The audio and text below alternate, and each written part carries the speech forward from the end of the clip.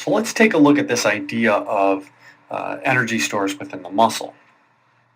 What you see here is a diagram indicating the different energy stores. And I want you to think about this like a car with a manual transmission. For those of you that don't know, this means you have to shift from first to second to third to fourth gear the more you go. So what we have here is we have sort of four fuel valves, and they ultimately drive the muscle. Now, we have ATP stores in the muscle. We have creatine phosphate stores in the muscle. But we also have the glycolytic and oxidative pathways.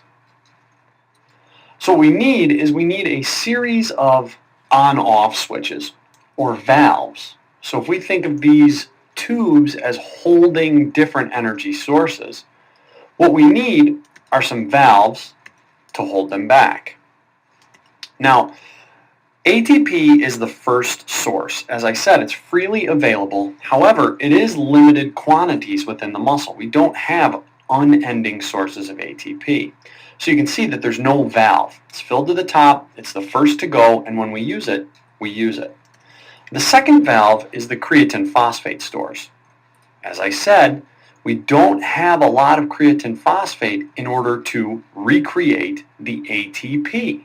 Remember, creatine phosphate takes ADP, adds a phosphate to it, and reforms these ATP stores. So initially, in these first and second gears, we are constantly resynthesizing ATP. We're using it, we're resynthesizing it. It gets a little more complex. When muscle contracts, it releases calcium. Calcium acts as a signal. Okay? Now, the muscle contracts, it triggers an enzyme conversion. So what we do is we end up using glucose, or the stored form glycogen, through the glycolytic pathway. This glycolytic pathway starts to form other compounds like PA or pyruvic acid. Pyruvic acid then acts on other valves. Now, there's a PDH valve, and we'll talk about that a little bit later. You just have to remember that that valve is there, taking the pyruvic acid. Pyruvic acid also can end up becoming lactic acid. Many of you are familiar with that term. So there is a valve called a hexokinase, or HK valve. Now this is the control valve in the glycolytic pathway that allows the glucose to go into the cell. It's a very important step, and you will be talking about this and asked about it later. Hexokinase, control valve for the glycolytic pathway. Once we get out of that third gear, the glycolytic pathway, remember that we're increasing the length of activity. Now we're in an activity that lasts longer than 2 minutes. We're actually going to start using lipids through the oxidative pathway. What we end up doing is producing carbon dioxide. Think about breathing heavily as you run.